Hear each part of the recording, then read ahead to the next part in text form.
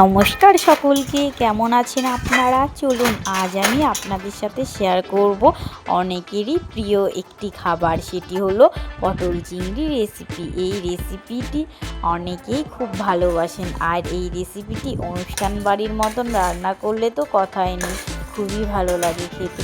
তবে চলুন রেসিপিটি দেখে নিন। প্রথমেই লবণ ও হলুদ দিয়ে ভালো করে মাখিয়ে নিতে হবে। তারপর কড়াইয়ে তেল দিয়ে তেল অনেকটাই গরম হয়ে আসলে একে একে চিংড়ি মাছগুলো দিয়ে দিতে হবে। আর এই চিংড়ি মাছ হলো কোনো মাছের মতো নয়, কারণ এই চিংড়ি মাছ একটাও ভাঙে না।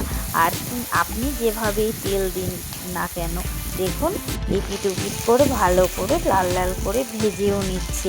দেখুন ভাজা হয়ে এসেছে, তাই মা নামিয়েও ফেলছে। মাছ ভাজা তৈরি। এবার কড়াইয়ে আর কিছুটা তেল দিয়ে তেল গরম হয়ে আসলে আগে থেকে কেটে রাখা এই আলুগুলোও দিয়ে আলুগুলো ভালো করে এপিট ওপিট করে লাল লাল করে ভেজে নিচ্ছে।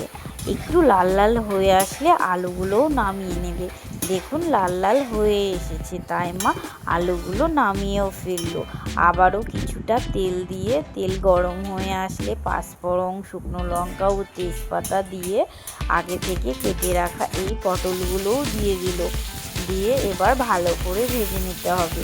যেহেতু পটল ভাজতে অনেকটাই সময় লাগে, তাই কিছুক্ষণ ধরে ভালো করে ভেজে নেবে। তাই সামান্য পরিমাণে একটু লবণ দিয়ে পটলগুলো ঢেকে দিয়েছিল।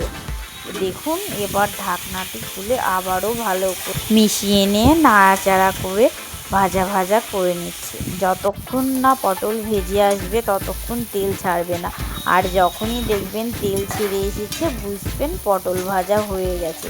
দেখুন অনেকটাই তেল ছেড়ে এসেছে, তাই পটল ভাজা অনেকটাই হয়ে এসেছে। তাই আগে থেকে ভেজে রাখা আলুটিও দিয়ে সব কিছু ভালো করে মিশিয়ে নিয়ে একটু আবারও ভালো করে ভাজা ভাজা করে নিচ্ছে। এবার আগে থেকে বেটে রাখা আদা, জিরে, লঙ্কা ও রসুন পেঁয়াজ বাটাটাও দিয়ে ভালো করে নাড়াচাড়া করে নিচ্ছে।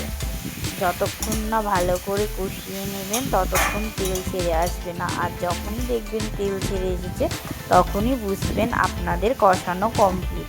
তাই মা ভালো করে নাড়াচাড়া করে কষিয়ে নিচ্ছে। আর আজকে রেসিপিটি খুবই ভালো হয়েছে খেতে। দেখুন অনেকটাই নাড়াচাড়া করার পর এবার সামান্য পরিমাণে হলুদ গুঁড়ো দিয়ে দিল, আর স্বাদ অনুসারে লবণও দিয়ে আবারও সব কিছু ভালো করে মিশিয়ে নিয়ে নাড়াচাড়া করে নিচ্ছে। দেখুন অনেকক্ষণই নাড়াচাড়া করে এবার তেল ছেড়েও এসেছে, তাই এবার মা কিছুটা পরিমাণে জল দিয়ে দিল, যাতে আলু ও পটলটা ভালো করে সেদ্ধ হয়ে আসে। দেখুন এবার একটু নাড়াচাড়া করে দিচ্ছে। এবার গ্যাসটি আস্তে দিয়ে একটি ঢাকা দিয়ে দিয়েছিল, আর 5-7 মিনিট পর ঢাকাটি তুলে দেখুন অনেকটাই মাখা মাখা হয়ে এসেছে। তাই ভালো করে একটু নাড়াচাড়াও করে নিচ্ছে, আর সামান্য পরিমাণে একটু গরম মশলাও দিয়ে নাড়াচাড়া করে এবার দেখুন আগে থেকে ভেজে রাখা চিংড়ি মাছটাও দিয়ে ভালো করে নাড়াচাড়া করে নিচ্ছে। এবার সব কিছু দিয়ে যাতে মাছের মধ্যে কিছুটা পরিমাণে ঝোল সব কিছু ঢুকে যায়, মশলা টশলা। এবার আবারও কিছুটা ভালো করে নাড়াচাড়া করে এবার মাখা মাখা হয়ে এসেছে, তাই মা নামিয়েও ফেলছে। আমাদের তৈরি পটল চিংড়ি রেসিপি আপনাদের কেমন লাগলো অবশ্যই জানাবেন, আর ভালো লাগলে একটি লাইক ও কমেন্ট করবেন। সকলে ভালো থাকবেন, সুস্থ থাকবেন।